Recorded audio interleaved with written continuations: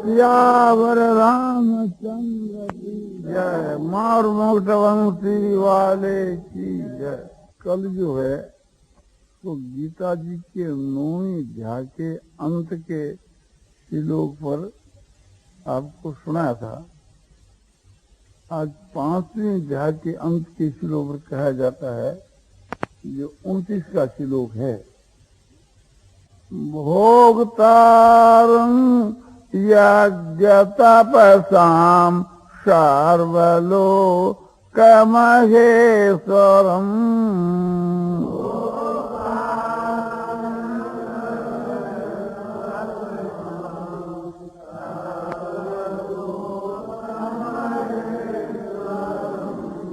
सुहृदं सर्वभूतानां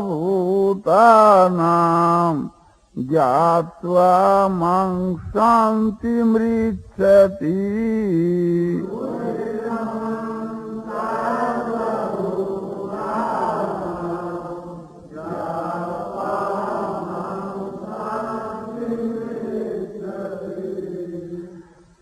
भगवान कहते हैं कि मुझ परमात्मा को यज्ञ और तपों का भोक्ता और सब लोगों का महान ईश्वर और सब भूतों का सूर्य जान करके के और मनुष्य शांति को प्राप्त होता है।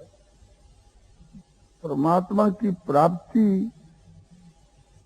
से जो शांति मिलती है वही शांति जिसको परम शांति कहते हैं, शाश्वत शांति कहते हैं। तो इसमें 3 बात कही कि मुझ परमात्मा को यज्ञ और तपों का भोक्ता जान करके और मनुष्य शांति को प्राप्त होता है, और सब लोगों का महेश्वर महान ईश्वर, ईश्वरों का भी ईश्वर जान करके शांति को प्राप्त होता है, और सब भूतों का सूर्य मुझको जान करके और मनुष्य शांति को प्राप्त होता है। तो ये 3 जो बात है, तीनों साधन प्राप्त करने से ही शांति मिलती है, या तीनों में से किसी एक साधन को करने से शांति मिल जाती है। तो इसका ये उत्तर है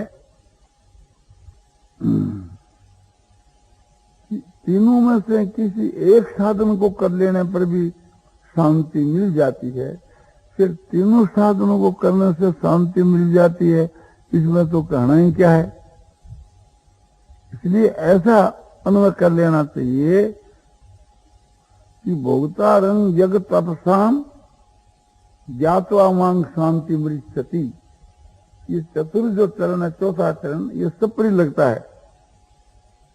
सर्वलोक महेश्वरं ज्ञात्वा मां शांति मृच्छति। सूर्यं सर्वभूतानां ज्ञात्वा मां शांति मृच्छति। सब यज्ञ और तपों का भोक्ता मुझको जान करके मनुष्य शांति को प्राप्त कर लेता है। सब लोगों का महान ईश्वर मुझको जान करके शांति को प्राप्त कर लेता है, और सब भूतों का सूर्य मुझको जान करके मनुष्य शांति को प्राप्त कर लेता है। तो अब ये समझना है कि यज्ञ और तपों का भोक्ता भगवान को जानना क्या है, और उससे को जान करके शांति कैसे मिलती है। कि संसार के बीच के वहां कोई मनुष्य यज्ञ करता है या तप करता है, तो उसका भोक्ता भगवान ही है। जैसे आकाशात् पतितं सोऽयं यथा गच्छति सागरं सर्वदेव नमस्कार केशवं प्रति गच्छति। आकाशात् पतितं सोऽयं, आकाश से वर्षा हुआ जो जल है वो जिस प्रकार से सागर को प्राप्त हो जाता है, आकाश से जल बरसता है पहाड़ों पर, पहाड़ों से नदियों में आता है, नदियों से समुद्र में चला जाता है। तो इसी प्रकार से सब देवों को जो मनुष्य नमस्कार करता है, वो भगवान को उसका नमस्कार प्राप्त हो जाता है। तो भगवान किस प्रकार से भोगता है कि जैसे हम लोग अग्नि के मां आहुति देते हैं तो वहां भगवान अग्नि रूप होकर करके और उसकी आहुति का ग्रहण करते हैं। भगवान ही तो सब कुछ है, तो अग्नि भी भगवान का ही स्वरूप है। इस वास्ते अग्नि के स्वरूप में भगवान उसकी आहुति को ऐसो ग्रहण करते हैं। इसलिए बहुत प्रकार के यज्ञ गीता की 4th अध्याय के वहां 24 के श्लोक से लेकर के 30 के श्लोक तक बतवाए। माने परमात्मा की प्राप्ति का जो भी साधन है उसकी यज्ञ संज्ञा सो बतला दी गई। द्रव्य यज्ञ, तप यज्ञ, योग यज्ञ, स्वाध्याय यज्ञ, अनेक प्रकार के यज्ञ बतलाए हैं। तप भी यज्ञ है, योग भी ऐसा यज्ञ है, ज्ञान भी यज्ञ है। तो इस प्रकार से समझो कि परमात्मा की प्राप्ति के लिए जो साधन किया जाता है उसे को यज्ञ का रूप भगवान ने दिया। इस प्रकार से कि जो प्रसिद्ध 5 महायज्ञ है, जैसे भूत यज्ञ यानी बलिष्ठ करना, पितृयज्ञ पितरों के लिए तर्पण करना और पिंड देना, और देवी यज्ञ देवताओं के वास्ते अग्नि में होम करना, देवताओं की पूजा करना। ऋषि यज्ञ जो श्रुति स्मृति आदि जो ऋषियों ने जो ग्रंथ बनाए हैं उनका स्वाध्याय करना, अध्ययन करना, ये ऋषि यज्ञ। और मनुष्य यज्ञ अपने घर पर आए हुए अतिथि का एक बार सत्कार करना, ये सो मनुष्य यज्ञ। तो भगवान कहते हैं कि सब यज्ञों का भोक्ता मैं ही। इस प्रकार से जो मनुष्य जानता है वो शांति को प्राप्त होता है। हम जो भोजन करते हैं और उसमें भी ऐसा भाव मान ले में कि हमारे भीतर में बेस्वान रूप से भगवान विराजमान है और हम जो भोजन करते हैं वो एक प्रकार से अग्नि में मानो आहुति दे रहे हैं। ओम प्राणाय स्वाहा, ओम अपानाय स्वाहा, ओम व्यानाय स्वाहा, ओम समानाय स्वाहा, ओम उदानाय स्वाहा। इस प्रकार से कि हम एक प्रकार से भोजन करने के समय, ग्रास लेने के समय और ऐसा मंत्र बोल बोल भोजन करें तो वो एक प्रकार से भी समझो कि हम यज्ञ ही कर रहे हैं। हम जो भोजन कर रहे हैं उसकी भी यज्ञ संज्ञा हो जाती है। दूसरी बात यह है कि जब हम अपने शरीर को परमात्मा के समर्पण कर देते हैं तो ये चीज फिर परमात्मा की हो गई। जैसे गाय जो है तो किसी ब्राह्मण को हमने दान दे दी तो वह गाय है तो ब्राह्मण की हो गई। ब्राह्मण की होने के बाद भी हम गाय को चारा चरावें या समझो कि अनाज खिलावें तो खिला सकते हैं। उस गाय के दूध से हमारा कोई संबंध नहीं, किंतु गाय को चारा चराना और अन्न खिलाना इसमें तो कोई दोष की बात है नहीं, तो महत्व की चीज है। तो ये शरीर को जब हम भगवान के समर्पण कर दें तो इसको जो अन्न खिलाना जो है वो कोई दोष की बात नहीं। जैसे गाय का जो दूध है वो हमारे काम का नहीं। यदि उस गाय का हम दूध पिएं तो वो एक प्रकार से भोग हो जाता है कि उस पर हमारा हक नहीं है। इसी प्रकार से कि शरीर से हम विषय भोगों को भोगें तो वो हमारा हक नहीं। यदि इससे हम अपने भोग भोगें या सुख इससे लेवें। इंद्रियों का जो विषयों के साथ में संयोग होने से जो आराम मिलता है, भोग मिलता है।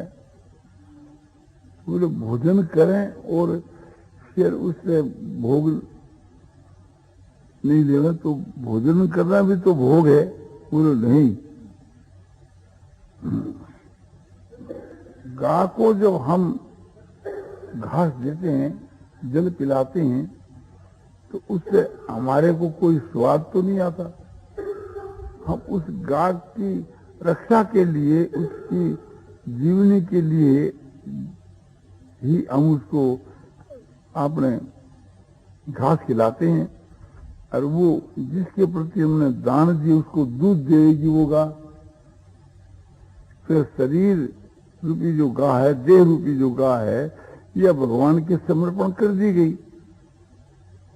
अब भगवान की सेवा करना ही भगवान को दूध देना है, और इस शरीर से समझो कि भोग भोगना ही दूध पीना है। तो भोजन करने के समय के बीच के मां हमारी जो दृष्टि यदि स्वाद की तरफ होवे कि भी भोजन कैसा स्वादु है, तो ये एक प्रकार से कि आपने भोग भोगना है। और शरीर निर्वाह के लिए केवल अन्न और जल देवे, उसमें कोई दोष नहीं है। शारीरं केवलं कर्म कुरो नापनोति के लिए विषम। केवल शरीर निर्वाह के लिए कर्म करता हुआ मनुष्य पाप को नहीं प्राप्त होता। ये भगवान ने गीता की 4th अध्याय के वहां 21 श्लोक में ये बात कही। तो इसका भाव यह है कि भोक्तारंग यज्ञ तपसाम, हम अतिथि यज्ञ कर रहे हैं। कोई घर के ऊपर मनुष्य आ गया तो उसको साक्षात भगवान समझ करके के और उसको भोजन करावें। भगवान ही उस अतिथि के रूप में हमारा भोजन पा रहे हैं। तो साक्षात भगवान अपने घर पर आ जावे और उनकी सेवा करने से जो हमारे को सुख होवे, शांति मिले, इसी प्रकार से अपने घर पर आए हुए व्यक्ति को साक्षात भगवान का स्वरूप समझ करके हम उसकी सेवा करें और वही हमारा भाव हुए, तो भगवान की सेवा करने से जो मिले वही हमको मिल रहा है। और नहीं मिलता है तो हमारा भगवत भाव उसमें नहीं है। बात को लक्ष्य में रख करके हम रस्ते चले, हमारे को कहीं भी कोई गऊ मिल जावे तो ये समझे कि प्रभु आप यहाँ गऊ के रूप में विराजमान हो रहे हो, ऐसा समझ करके उनको हम घास पिलावें, जल पिलावें, सेवा करें, गाय भगवान समझ। ऐसे कुत्ते को भी हम रोटी देवें तो यही समझे कि हम कुत्ते के रूप में भगवान की सेवा कर रहे हैं। वृक्ष के वहां भी जल ढालें तो ऐसा भाव रखें कि स्वयं भगवान ही वृक्ष के रूप में जल है तो पी रहे हैं और हम उसको पिला रहे हैं। तो भगवान को जल पिलाने से जो शांति मिले, आनंद मिले, इसी प्रकार से शांति और आनंद हमको मिलना। यदि ऐसी बात नहीं है तो हमारा जो भाव है वो भगवत भाव। इसलिए यौन मात्र में भगवत भाव होना ही सबसे ऊंचे दर्जे के। बहुनांग जमुना मंगे ज्ञानवान मांग प्रबद्धते वासुदेव सर्वमिति स महात्मा सुदुर्लभ है। बहुत जन्मों के अंत के जन्म में सब वासुदेव ही है। इस प्रकार ज्ञानवान जो है मुझ परमात्मा को घटा है, यानी मेरे स्वरूप का अनुभव करता है, वह समझो कि अति दुर्लभ महात्मा है। ये भगवान ने गीता के 8वें अध्याय के 19 श्लोक में ये बात कही। इस सिद्धांत के अनुसार सबको साक्षात नारायण का स्वरूप समझ कर और हम सबकी सेवा करें तो नारायण की सेवा है। सबका सत्कार करें तो नारायण का सत्कार है, सबकी पूजा करें तो नारायण की है। इसकी पहचान यह है कि जब भगवान कहते हैं कि भोक्तारंग यज्ञ तपसाम क्या तो अमांग शांति मिलती, मैं यज्ञ और तपों का भोगता हूँ, इस प्रकार से जान करके मनुष्य को शांति मिलती है। यदि हमारे को शांति नहीं मिलती है तो ये समझना चाहिए कि मैं जो यज्ञ कर रहा हूँ और उसका भोक्ता जो भगवान है, इस बात का मैं अनुभव नहीं कर रहा हूँ, ये मेरी भावना दृढ़ नहीं है। यदि ऐसा दृढ़ विश्वास है तो उसको शांति मिलनी ही चाहिए। ये इसकी कसौटी है। तो सब में भगवत बुद्धि कर करके और सबकी सेवा करने से मनुष्य का बहुत शीघ्र कल्याण हो जाता है। यह बात भगवान ने गीता की 18वें अध्याय के 40वें श्लोक में भी कही कि यत प्रवृत्ति भूता नाम और ये न सर्वमिदं ततम कर्मणा तम धैर्य सिद्धि बिंदती मानव। जिस परमात्मा से यह संसार उत्पन्न हुई है और जो परमात्मा इस संसार के मां व्यापक है, उस परमात्मा को मनुष्य अपने अपने कर्मों के द्वारा पूज कर करके उनकी सेवा कर करके और परम सिद्धि को प्राप्त। तुलसीदास जी भी अपने कहते हैं हनुमान के प्रति सिंधा कांड में समदरसी मोहि कह सब को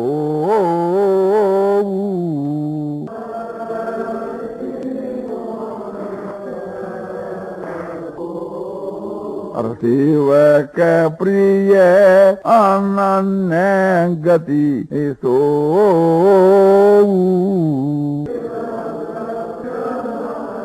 हे हनुमान, मुझको सब कोई समदर्शी कहते हैं, किंतु मैं अपने को समदर्शी नहीं कहता, क्योंकि जो मेरा अनन्य जो भक्त है वो मुझको प्यारा है। इसलिए एक प्रकार से चाहे कोई मुझको समदर्शी न कहे, किंतु अनन्य जो मेरा भक्त है वो तो मुझको अतिशय प्यारा है, क्योंकि मैं से प्यारा हूँ, मुझको से प्यारा अनन्य भक्त का रक्षण फिर कहते तो अनन्य जाकी ऐसी माती न तेरे हनुमम।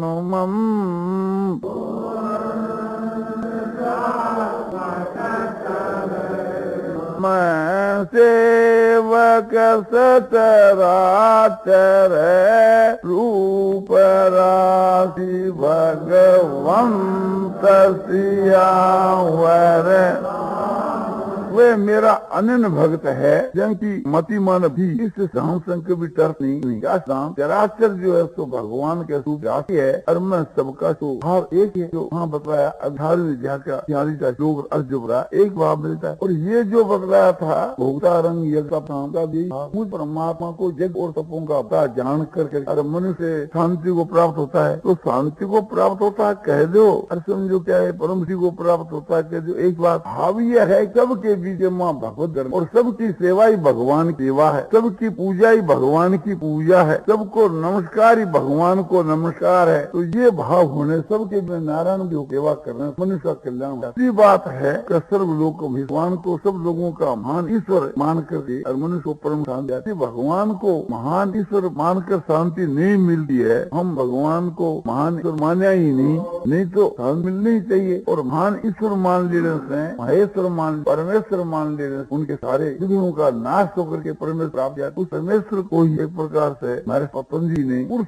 योग पहले पाद 23 के सूत्र में महर्षि पतंजलि कहते हैं प्रणिधानात् हुआ। ईश्वर प्रणिधान से समाधि की हुई जाती, समाधि सिद्धि प्रणिधानात् आगे भी आता है, प्रणिधान से समाधि की हुई जाती। यहाँ प्रक्रम चल रहा है कि योग निरोध है, निरोध का नाम योग है। और के निरोध से क्या होता है कि तदा वस्तुओं के निरोध होने पर जो है साक्षात खुद आत्मा कैसे हो जाता है।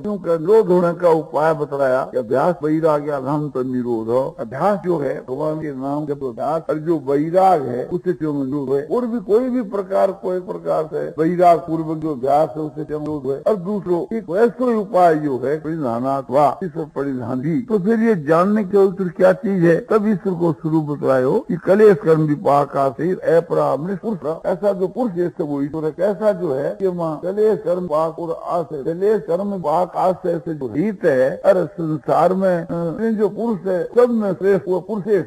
में कहा पुरुषोत्तम, यहाँ का पुरुष विशेष कह दो, चाहे पुरुषोत्तम कह दो। एक बात कलेश के लिए बताया कि तो कोई कलेश नहीं है। कलेश क्या अभिचार अस्मिता राग द्वेष अभिनिवेश कलेश, ये 5 कलेश बताए हैं। 5 कलेश क्या है। एक तो अज्ञा माना ज्ञान, और एक अस्मिता माने एक देहाभिमान अहंकार, और एक अनुकूल में होने वाली द्वेष राग, और एक प्रतिकूल में होने वाली द्वेष, और एक मरने को भय। ये 5 तो कलेश माने दुख के देने वाले हैं, इसलिए इसका नाम कलेश रखा। तो ये ईश्वर में नहीं है और ईश्वर के वहाँ कर्म भी नहीं है। 4 प्रकार कर्म है, चारों ईश्वर में नहीं है। एक तो पाप कर्म, एक पुण्य कर्म, और एक पुण्य और पाप मिले हुए। पाप का नाम उन्होंने पुण्य कर्म कहा, पुण्य का नाम शुक्ल कर्म कहा। तो न पाप कर्म माने कर्म, पुण्य कर्म माने शुक्ल कर्म, और एक दोनों मिले हुए शुक्ल कर्म माने पुण्य और पाप। और चौथा ये बताया शुक्ल माने कर्म क्या तो है कि न पुण्य न पाप है। ये प्रकार से प्यार ही करो, ये बतलाए। प्यार कैसे? पाप कर्म समझो, कृत कर्म, पुण्य कर्म और पुण्य पाप मिले हुए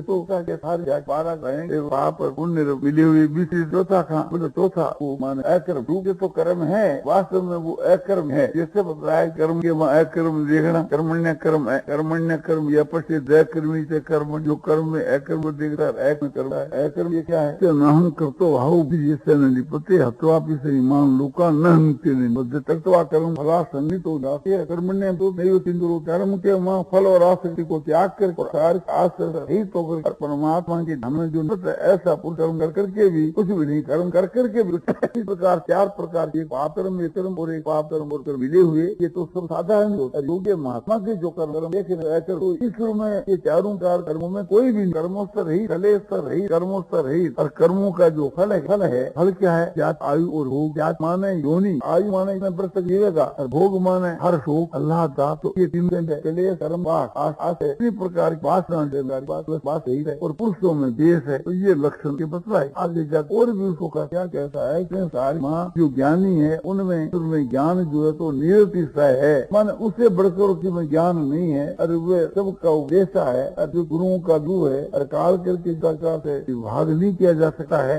ऐसा जो परमात्मा का रूप है, उसका नाम प्रणव है, तो उसके नाम का जो जप है